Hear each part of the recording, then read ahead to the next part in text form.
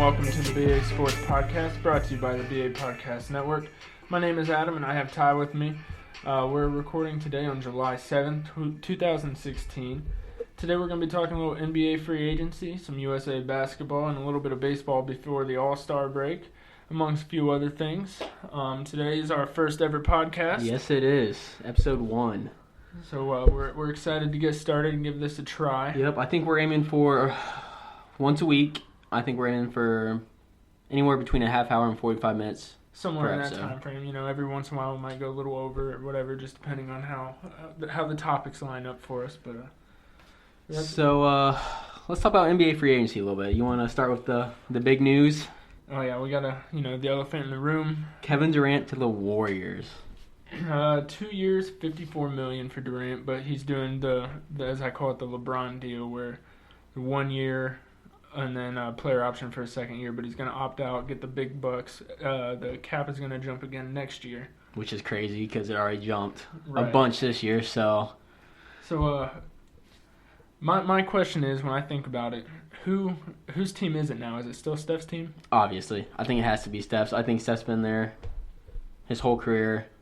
I think Kevin Durant slides into that number 2 role over Green and Thompson, but I still think 100% it is Steph Curry's team. Another problem that I see happening for them with having 3 guys that shoot the ball with as much volume as they do, there's only about 80 shots in an average NBA game. And, I mean, who's going to take all of them? I mean, I think Klay Thompson is going to take the biggest hit, obviously. But I don't think he minds. I think he's fine playing defense. I don't think he likes the limelight that much. He always seems like a very quiet guy.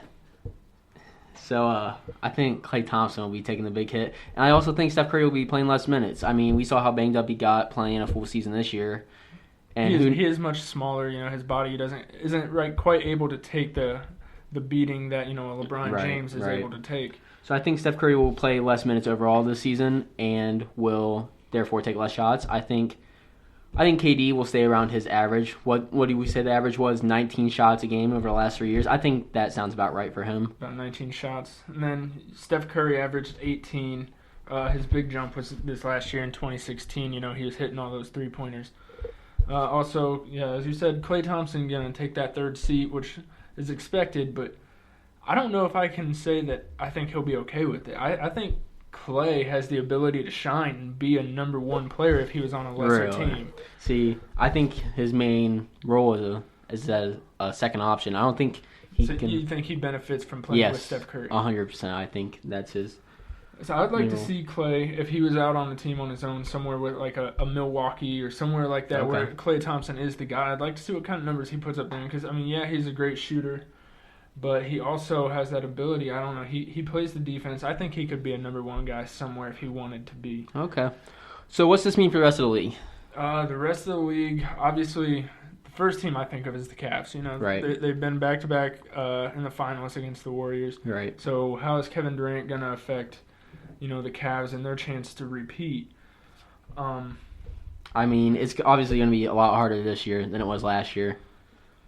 Yeah. One thing I think that is going to be overlooked is the chemistry aspect of it. Yeah. With Kevin Durant being there, they've already had to lose how many players off their bench. Let's see. Right. They lost Andrew Bogut, Leandro Barbosa, Harrison Barnes, Festus Ezeli, Brandon Rush. Those are all those guys are playing elsewhere, and they all give them decent minutes off the bench. Yep. So that team chemistry, it's going to take a hit. There's no way they're going to match the 73 wins. You don't think so? Not even close. I would be surprised. Bold 65 prediction. Games, somewhere in that range. Okay. What do you think that means for the West? Do you think they come out on top on the West? Do you think the Spurs can come back with Tim Duncan possibly retiring, but they're replacing him with Paul Gasol? Do you think? No, the Warriors are still the team to beat in the West. Okay. There's no doubt. I don't think their regular season record is going to be as much, and I think they kind of learned this year that their regular season record don't really mean much. Yeah, that's true. You win 73 games and you don't finish it off at the end of the year. That 73 games means nothing. That is true. Very true. So I think they'll even kind of rest Steph Curry a little bit more than they did this past year. So yeah, they did go for that record-breaking season. Right. So obviously took a lot out of them. Yeah, I don't think they're going to come anywhere close to the 73 wins. Okay. What about some other notable free agent signings this offseason? The other big one, D Wade, LeBron's buddy, D Yep. Wade, going back home to Chicago. I'm very surprised by that. I thought he was all talk. I thought all the talk with the Nuggets and the Cavs, I thought he was just trying to get some leverage for Pat Riley and was going to sign with the Heat. I thought he was a Heat lifer, but I would have liked to see him be a Heat lifer. Like, he's scored twice as many points as any other person in Heat's franchise history. that's crazy. That's absolutely insane. And for him to not finish out his career there is kind of sad to me. Like, I think it's kind of sad. But the Bulls' new starting lineup, I'm kind of impressed by it. I kind of like it. Who we got for their starting lineup? I mean, right now, the way it's looking right now, they're going to have Rajon Rondo as their starting point guard. Okay. He's an assist machine. Yeah. And he's going to be able to dish it off to D Wade and Jimmy Butler. Right. I mean, both those guys can score the ball with ease for the most part. You don't think Rajon Rondo's chemistry issues will come into effect? I think Chicago's a little... We've all heard the stories of how iffy their front offices and stuff like that. Do you think he'll cause problems in that locker room? I would not be surprised. It would not surprise me at all. But I think he's in a good situation here with having Wade and Butler, and then he's kind of that third fiddle. He can score if he wants to score. Right. He just never really wants to. It doesn't seem Right, yeah. He is a pass first point guard. And he's even admitted when he left Boston that he just didn't really care about defense towards the end of his time in Boston. Right. And so if he can get back to being that defensive point guard and, just dishing the ball to D Wade and Jimmy Butler, I'm not saying that they're going to overtake the Cavs by any means. Oh, yeah. But, I mean, they might give them a little bit of trouble. Okay. Who else they got? Who else did the Bulls Taj have? Gibson, and then they got Robin Lopez in the trade. Okay. Because they did lose both Pau Gasol and Joakim Noah this offseason. Right, yeah. Pau Gasol to the Spurs and Joakim Noah went to the Knicks on that huge $74 million huge deal for Joakim Noah, which was quite a surprise. But I mean, everybody's gonna. Timmy Mozgov got $64 million. That's true. Very true. Mean, with that cap jump, everybody's numbers as far as their salary is spiking. Right. But yeah, with Taj Gibson and Robin Lopez, that doesn't scare me at all. Like they're nothing to worry about. But that backcourt that they have in Chicago, it's interesting to me. It'll be fun to see how they come together and if they can gel. Okay, I have another question. Al Horford to the Celtics. That's really interesting to me because everyone always said about the Hawks is they'd never had a star on their team. But now that Al Horford goes to the Celtics, everyone's raving about how the Celtics finally got their star. Right. So I don't think Al Horford's demand to be in Boston. I just don't see him taking over that team and becoming that next great Boston Celtic that they want so bad. I don't think he'll be great. He's nowhere going to be on the same page as Larry Bird. And right, obviously, like that. Yeah. But I think it is a good signing for him. For the most part, the Celtics are a pretty young team, Okay. Yeah, they are. So very Al young. Horford, he kind of comes in, brings that veteran leadership.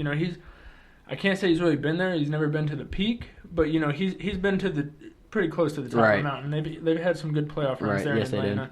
Yep. So he can help that young team along with a young coach in Brad Stevens. Yeah, very young coach in Brad Stevens. Brad Stevens, he's a hell of a coach. Yeah. He's done a lot with that Boston team that I've been very surprised. You can it's basically, you can call it genius worthy. I mean, obviously there's been some hiccups as he's been a young head coach and his rookie head coach. But just some of the lineups he puts out and just how he got that team to come together was nothing short of amazing, really. I agree. I did not expect anything from Boston, and then there they are in the playoffs, and they've been a lot tougher than I would have thought. Let's move forward here to how this affects us, the Cavs, this offseason. Right. Let's look at the Cavs offseason so far. Lately, we just got Mike Dunleavy from the Bulls. I like that. A good spacer. He really spaces the floor. Will be a good backup wing to LeBron, and Richard Jefferson is coming back, so it'll be good. 2-year deal from Jefferson. Announced it on Snapchat. Yep, announced it on Snapchat. RJeff24. Follow him. If you don't already follow Richard Jefferson on Snapchat, go do it right now. It's a great follow, but he'll space the floor definitely, add some more three-point shooting, which, I mean, we already have a ton of, but more can't help, especially in this day and age of the three-point league. So, do you think that with the addition of Dunleavy, that is going to leave J.R. Smith as the odd man out? I mean, I haven't heard much about the talks for J.R. Smith. I haven't heard much about J.R. either, but I think J.R. is really an important part to this Cavs team. I think that's why we let a fan favorite in Delhi go, and I think we were going to let Maz go anyways. Right. But I think that's why we let them go, so we could save that money and sign J.R. Smith to the Cavs. Get J.R. Smith back, yeah. I love J.R. Smith. he's been real fun to watch. You know, he's taking those crazy shots that just don't expect him to make, and they go in. You know, I love watching it. He's a fun player to watch. He brings that little bit of excitement to the team.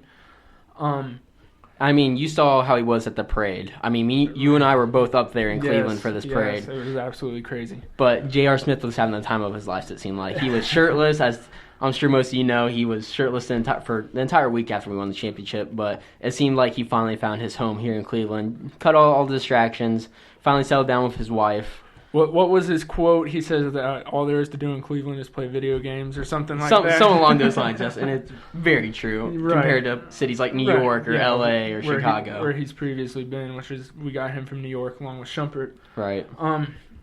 As far as, the Cavs and the repeating all that stuff, with the Warriors getting Durant, do we need to make a big move like getting rid of Kevin Love? I don't think so. I think you got to keep Kevin Love. I think he showed how much more confidence he's getting. I think this championship will definitely get more confidence to him. I think he's finally learning to fit in. I think we saw that with the playoff run. I mean, he had a shaky series with Golden State, but who doesn't have a shaky playoff series? I mean... Right, and I mean, he had the whole concussion thing, correct. And then he came off the bench for the one game. I thought it was kind of fitting. You know, they all talk about Kevin Love and does he fit in? Well, I thought it was funny that the second that the Cavs started celebrating, who was the first person to hug LeBron James? It went right to LeBron, right. and they had a great hug. Yes, a great hug is a good way to put it. So I think that Kevin Love fits in just fine. I think he kind of gets a bad rap, you know, coming in being the third string guy, not third string, but the number 3 guy. I mean, we saw this with Chris Bosh in Miami when LeBron went down there with Dwayne Wade and Chris Bosh. We saw the exact same thing. The media gets on Chris Bosh, and I mean, your numbers are going to go down when you're playing with 2 other superstars. They are.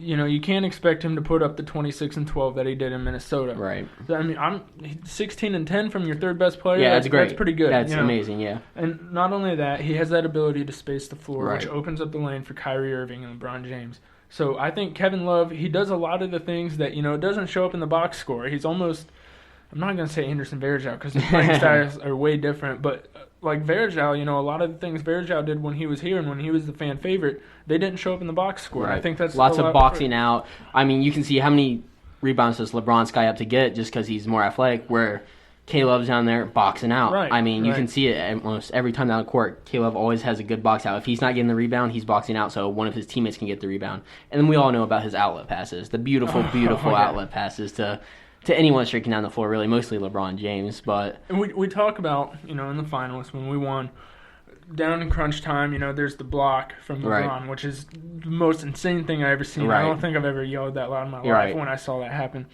And then there was the shot by Kyrie. Yep. And everybody gives Kevin Love crap about his defense, but the defense on Steph Curry locked down the 2-time MVP point guard. Locked him down at 3-point line. I think LeBron mentioned something about it in the parade or something like that. Yeah, not the D, as who was it? The GM said, not the D. It would be known as the stop from now on. The stop. And I think that needs to get a little bit more credit. I mean, it's nowhere as exciting as the block. It's nowhere as exciting as the shot. Right. But it's every bit as important. Right. And how about that missed dunk by LeBron, by the way? Oh my God. If he hits that, does that go down as one of the best dunks of all time? We would be seeing that in highlights for years. For years, it was so crazy, and I was just glad. Well, he got up and was able to come back, shoot the free throws. After he hurt his wrist. He was sitting there laying on the floor, and I just kept thinking, it's not supposed to end like this. It's not supposed to end like this. It's going to be it. Right. Another thing, we're talking about Kyrie Irving. Yep. He's got an interesting offseason ahead of him. Yes. Not only is he the NBA champion, but he's going after a gold medal as well. Yes, out in Rio, where lots of controversy for those Olympics, but lots of superstars definitely calling this Olympics off. I think the only returning gold medalist is Carmelo Anthony, and he's going for the record of, I believe it's 4 gold medals. So he's really the main guy coming back. I think he's the only Olympian. He's the vet. And while all these guys have played in FIBA World Championships, such as Kyrie, who won the FIBA MVP in 2014, there's still that certain thing about the Olympics that's there. You need that experience. So it'll be interesting to see this roster. How do you see this roster playing out? I see this roster. It's pretty interesting. You look, they don't have a ton of big men. They got DeAndre Jordan. They got Draymond Green. and they got Cousins. But I mean, Let's go ahead and name off this roster first for everyone who doesn't know. all right, so we'll start with Carmelo Anthony. He's a New York Knick. It goes down to Harrison Barnes, Jimmy Butler. The new Dallas Maverick. The new Harrison, Dallas Maverick, Harrison right, Barnes, by right. the way. Jimmy Butler. His new teammate is Dwayne Wade. DeMarcus Cousins, DeMar DeRozan, Kevin Durant, the new Warrior. The new Warrior, Kevin Durant. Paul George, Draymond Green, Kyrie, DeAndre Jordan, Kyle Lowry, and Klay Thompson. Okay, and coached by, I think this is Coach K's last Yes. international competition, isn't it? Which it makes me ask, do you think that's the main reason why Kyrie decided not to skip this No, year? no. Give another chance to play for Coach No, K? I think Kyrie wants to win. I think he wants to add that gold medal. he to wants his to. trophy shelf. I think he is very good in international play. I think just the shortened 3-point line, just how I think he's made for international play. So I think that's why he wants to play. He wants to show the world. It's another great stage for him to build up his brand and everything again. And I mean, it can't get a whole lot bigger than making the game-winning 3 in the NBA Finals. Game 7 in the VFL, yeah. Right, but if you're gonna do it, why not internationally in the Olympics? Right, another great stage. So what do you think the starting lineup is out of those players? Starting lineup. Let's Here, see. I'll give you mine to start out. I think Alright, it's gonna be Kyrie Irving at the point. I think he beats out Kyle Lowry just because of his international experience and the Coach K connection. Obviously, I think you can't ignore that Duke connection. And he's just flat out a better point guard, in Yeah. my opinion. But Me too. But our unbiased opinions. Yeah. But I think Klay Thompson starts at the 2. I think Kevin Durant at the 3. And then I think they go Carmelo at the 4. I think Carmelo is in this starting lineup. I don't think... I could see it just with his veteran Just with his all that experience, kind I of think stuff, Carmelo's yeah. at the 4, and plus he's a great small ball 4. He really is. And then I'm not sure if you go Boogie Cousins or DeAndre Jordan for the defense, because we have so much offense on the floor already. I think you might go DeAndre Jordan just for the defense and rebounding. In all honesty, I could see it. That makes a lot of sense to me. I agree with you on the point guard. You Okay. gotta go Kyrie. As far as the 2 guard, I think it's tough. Klay Thompson or Jimmy Butler, man. I don't know. I mean, it's a tough choice. Jimmy Butler is also a great choice. I mean, all these players are great choices. There's not a single bad player in the bunch, absolutely. So I mean, you really can't go wrong with any starting lineup. Let's just for fun. I would say Kyrie Irving, Jimmy Butler, and then I'll give you the KD and the Carmelo. Okay. And then I'll agree with you on the DeAndre Jordan for the defense and the rebounding. Okay. Yeah, so I mean, we got pretty similar. So we're pretty close. So you're just substituting Jimmy Butler for Klay Thompson. Right. Yeah. Okay. You think this team takes gold? I don't see why not. Neither do I. I mean, it begs the question. We got all these guys, and we don't even have like the LeBrons and all this. Right, on the team, yeah. The Steph Curry. The Steph Curry, the LeBron. Yep. Do you think that they should allow professionals in the Olympics, or should it just be for the amateurs? I mean, I go back and forth on this. I think you should allow it. I can't tell you why. I think it just makes for more entertaining. I guess if you want to protect the integrity of the Olympics, maybe you should go amateurs. But I don't think many amateurs will go. I think Basketball is a very global game. By Exactly. far, out of the 3 main professional sports in football, baseball, and basketball, I mean baseball too, but Right. basketball, very European. A Right. lot of European players coming into the NBA. So, I mean, you can't just say it's unfair and America's going to dominate because there are a lot of other NBA players from other countries. Right. We got Tristan Thompson playing up in Yep, Canada. yep. So The Delhi down in Australia. Yep. Ben Simmons coming in, the number 1 overall pick this year, is going to be playing for Australia. Okay, wow. So lots of talent coming in from around the globe, but I don't think amateurs will play much. I think the risk of injury when they can get these huge NBA contracts is too great for them to go play for a goal. I think some players would, but even with the Zika virus Exactly. and everything going on too, why risk it? Right, I mean, exactly. When you're like LeBron James and you've been in the league for a while and you've got your gold medals Right. and you got your rings, spend time with the family. right, take it off season off, especially if Right, you're LeBron. Right, Yeah. you've been there, you've done it. Let some of these other guys get their chance. Right, I agree with that. Here's a little fun one. Going back to the roster, you look on here. Harrison Barnes, who's now a Maverick but was a Warrior. Yep. Then you got Kevin Durant, who's now a Warrior. Yep. Draymond Green, who's clearly a Warrior. And Klay Thompson. That's 4 Warriors. Lots And of only- Warriors on this team, aren't yeah, there? and only 1 Cav. 1 Cav, yep. And you think Kyrie's going to rub it in their face a little bit? I mean, you got to. I think you have to if you're Kyrie. I think maybe not so much. I think just subtle little jabs here and there in the locker room during the practice, Yeah. but And a lot of these guys, they can dish it out to Right. each other because They're all- they've yeah. been friends. They've been growing up. they've been playing against each other for AAU ball Right. since they were in high school. Right. They all know each other. They all it's not like they're enemies out there. They're all friends. So the training for the Olympics starts July 18th. They'll be out in Vegas. Okay. The first game, as of now, is scheduled for against China to be August 6th. Okay, is that the first exhibition game or the first Olympic game? It's the first Olympic game. Okay. Yep. And China, I was trying to look up their roster. Yeah. You know, I see that they got 2 guys with their rights being in the NBA. I'm not even going to try to pronounce these names. Wang Zilin, maybe? I probably butchered that. He plays for the Memphis Grizzlies. He's a big man. And then Zhu Qi, Houston Rockets, another big man. So not very much NBA talent on this team, but... So it shouldn't be much of a challenge. Right. It should not Let's be hope, much of but a challenge. We'll see how it turns out. But like you said, I think this will be another easy USA gold. I don't want to say easy because you never know, but this won't be anything like that 2004 Olympic squad where they... Yeah, and this is nothing even close to the Dream Team back. Right. You know, Oh, yeah. Jordan and all them. Or even the Redeem Team, anything like right. that. So we'll see how it plays out, but it'll be interesting. I love international ball, so it'll be good to watch. Yeah, it should be a lot of fun. All right, so what else do we got coming up in the Cleveland area? Cleveland area, we got Frankie Lindor making his first All-Star game along with Danny Salazar. Okay.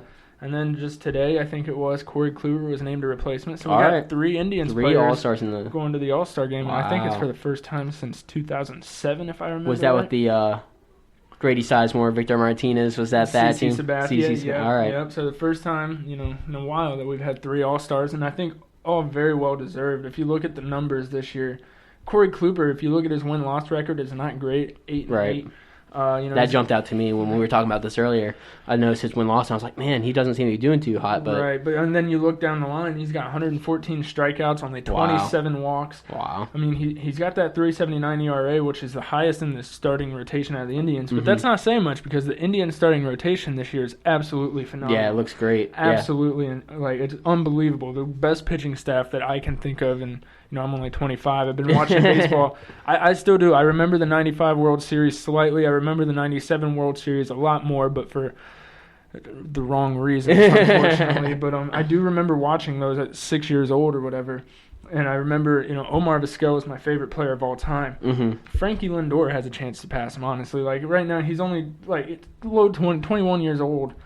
And he's great, yeah. The dude is a beast. When me and Adam and I went up to a Indians game a couple weeks ago, and Frankie Lindor was all over the field. He looked amazing from what I saw. Yeah, he's a lot of fun to watch. He's already he's batting about 300 this year. He's got 10 home runs.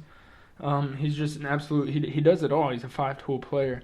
Okay. I mean, then you just look at the rest of this roster. One thing that's been missing from this Indians team or these Indians teams of the past is the lack of a power hitter. Like, we don't have a whole lot of home runs. Right. Last season, I think Carlos Santana led the team with 19 home runs. Okay. This year, he's already matched it, and it's not even All-Star break yet. He's already back to 19. And then we had Brantley at 18 last year, and then Brandon Moss with 15. So we didn't have a whole lot of home runs. Not a lot of bats in there. This year, we got Santana with 19. Napoli's came in. He's been a huge signing for us. He's hit 17 of them out of the park. A lot of strikeouts from Napoli, but he's admitted that every time he steps up to the plate, he's going for a home run. Okay. He didn't give the politically correct statement of going, no, I just try to put the ball in play, blah, blah, blah. No, he was honest. He said, I'm going up there and I'm trying to hit the ball out of the park. Right. Kipnis and Lindor both in double digits home runs. Okay. So it's lots of good hitting from the Indians coming this year. Right. Sounds like Finally. And then not only home runs, but we're getting those extra base hits. We got 8 players with 10 or more doubles. Wow. Led by Jose That's Ramirez. impressive. Yeah. 21 doubles already at the All-Star break. That's come on. So what's up with Brantley? I haven't heard much about him. I don't follow baseball that much. I don't claim to be a big person in the baseball, but I do know Brantley. Where's he been? I haven't seen him. Brantley, he's been out all year, or pretty much all year. Okay. He's only been in, I think, 11 games this year due to his. He's had a shoulder problem. Okay. And he's on the verge of being back. He just was seen taking batting practice before the game the other day against the Tigers. He's right there. He's almost ready to come back. Where do you see him coming back at? Man, because I heard that I know Tyler Naquin is a rookie. Right, he seemed pretty good so far. I mean, from what I've seen, he seems good. 5 triples from Naquin. He's batting, I think, somewhere around 320 if I remember right. Wow, that's good. I mean, he's not playing every day, but he's playing most of the days. Our outfield, which was kind of looked at as a weakness, especially with Brantley being out. Right. You know, we went out and we added Rajai Davis, who he's been huge for us, batting .275. He's given us I think he's at 9 home runs, leads the AL in stolen bases. So he's been a big signing for us. Definitely. Naquin, he's been a surprise. You know, he was named the opening day roster, which, you know, they made a big deal out of that. When he found out the news that he was on the team, it was pretty emotional for him. It was awesome to watch. Awesome. Yeah. And I mean, he's showed us that he's earned it. He comes up and he's batting like .320. He's got 5 triples, 7 home runs. You know, he's making plays and he's shown that he belongs here. So as far as where he's going to fit in the outfield, you know, we got in the right field area. It's kind of a platoon role with Chisenhall and Jose Ramirez and all them. Okay. Ramirez, I don't know how you send him to the bench. Ramirez is batting .300, 4 homers, 32 ribbies, 21 doubles, 10 stolen bases. Like, how do you take that out of the lineup? You can't take that out, it seems like. So, I mean, that means Chisenhall or Ramirez. But the good thing about Ramirez is he can play that utility role. There's really not a position besides pitcher and catcher, probably first base, that he can't play. Okay. He plays second base. He plays That's shortstop. Good, yeah. He plays can third definitely base. Find a spot, he can play then. the outfield. So, I mean, whenever anybody needs a day off, you can plug Jose Ramirez in there, and you're not going to miss a beat. But Chisenhall's also had a pretty good year so far. He's batting nearly .300. He's at .298. He's got 5 homers, 22 RBIs. He's hit some doubles, you know. So he's another one I hate to kind of see go to the bench when he's kind of finding his stride. Right. But you got to put him on the bench. Yeah, for Michael Brantley. Someone's going to have to sit. Right, Michael don't Brantley. Know who yet. Yeah. Last year finished 3rd in the AL MVP race. Mm-hmm. You know, he had .310, 18 homers, 84 RBIs, 45 doubles. He walked 60 times and only struck out 51. Wow, that's great. So, he's an everyday player. He's an all-star. He's a potential MVP. Mm-hmm. So when he comes back, he's only going to add that much more to the first-place Indians. Right. The first place. Right, they're in first place over the Tigers and the Kansas City Royals, who've been in the last 2 World Series. Right. So, I mean, it's a fun time to be a Cleveland fan right now. Absolutely. Except for those Browns, but we won't talk about those. Yeah, that's for another day. That's for another day. We're also, you know, with All-Star break coming up, we'll just kind of take a quick look around. I noticed Bleacher Report put out a power ranking. Okay. These records I have here are kind of outdated. But just to give you the quick rundown, they have the Tigers at 10, St. Louis Cardinals at 8, Baltimore Orioles at 8. I mean, Cardinals were 9. Okay. New York Mets were 7, Dodgers at 6, Nationals 5, Cubs 4, Texas Rangers 3, San Francisco Giants, who win the World Series every other year, number 2, and then our Cleveland Indians at number 1.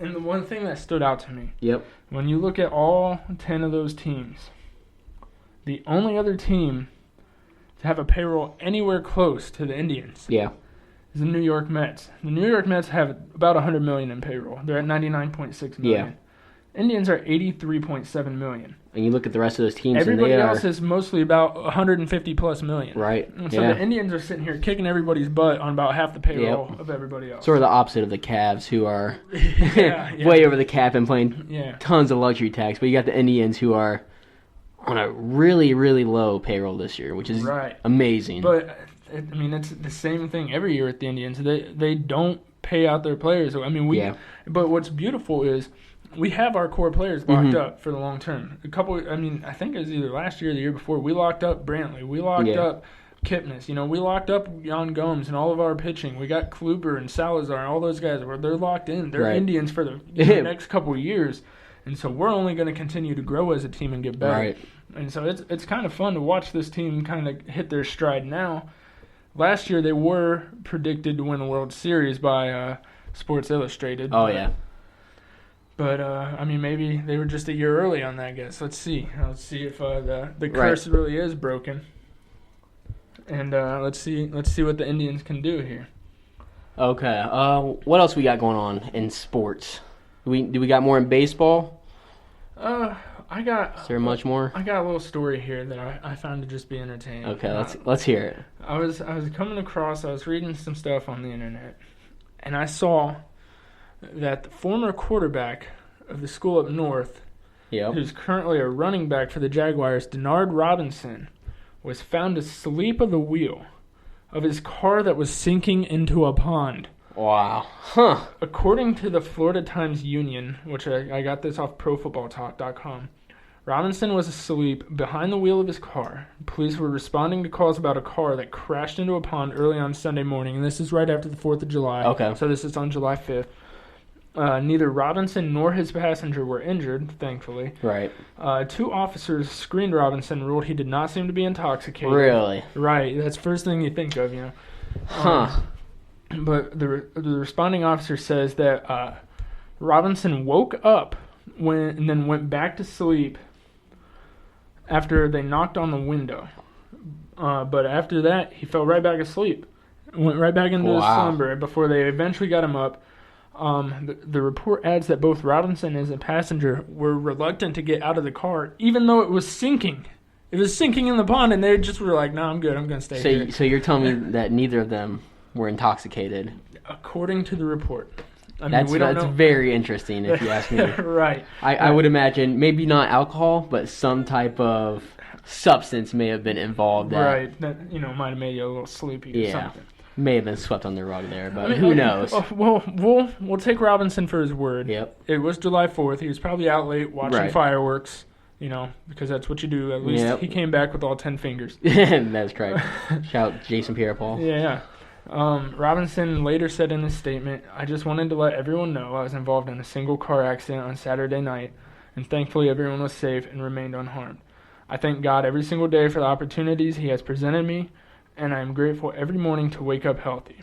I should not have been driving that late or when I was that tired. But again, I'm just glad everyone was safe. God bless." Okay, I mean, I don't want to accuse him of something he doesn't do, because maybe he was just tired, but that seems very fishy. Fishy pond. Pardon the pun. I see what you did there. But that seems very interesting to me that both you and your passenger would be sinking into a pond while in a car. The part that gets me is like the cop knocks, goes, "Hey, you need to get out, and your car's sinking." And he's like, "No, I'm good." Yeah, exactly. I need to rest my eyes for a minute. I mean, I guess when you're tired, you do stuff that I've been pretty tired before, and I guess I've done that stuff before. But no, I think you're sinking into a pond. I think that's on another level, in all honesty. Yeah. So I read that story, and I was just like, man, how can this happen? Right. I thought it was funny. That is pretty crazy. Well, I think that's about it we have for this week. Can you think of anything else you want to throw in there? First of all, if you guys are listening, I just want to say thank you and stick with us. This is our first one. Yeah. We had some technical difficulties. Took us about 5 hours to get set up from our planned start time. Thankfully, we had Adam's brother Eric here. Yeah, shout out to Eric at the production level. Helping us out and working everything out. We're only using one mic today, but hopefully next week we'll get some more equipment or figure out some of these programs so we can get our own little setup going where we can each have our own mic. That might be a little bit more helpful. But again, if you're listening, thank you so much. Spread the word if you want to. If you don't, that's fine. Stick with us. And like we said earlier, this is our first one. We're going right now with the name of the BA Sports Podcast. That is subject to change, by the way. We just have not found a name we fell in love with yet. But we will be putting this on SoundCloud, YouTube. The BA podcast we'll have a Facebook that you can go to. And we'll probably be plastering it over our own personal Facebooks too. Yep, for sure. So, again, if you're interested in this, share. That'd be great. If not, thanks for listening to our first podcast. We're hoping you'll listen next week. All right. Thank you very much.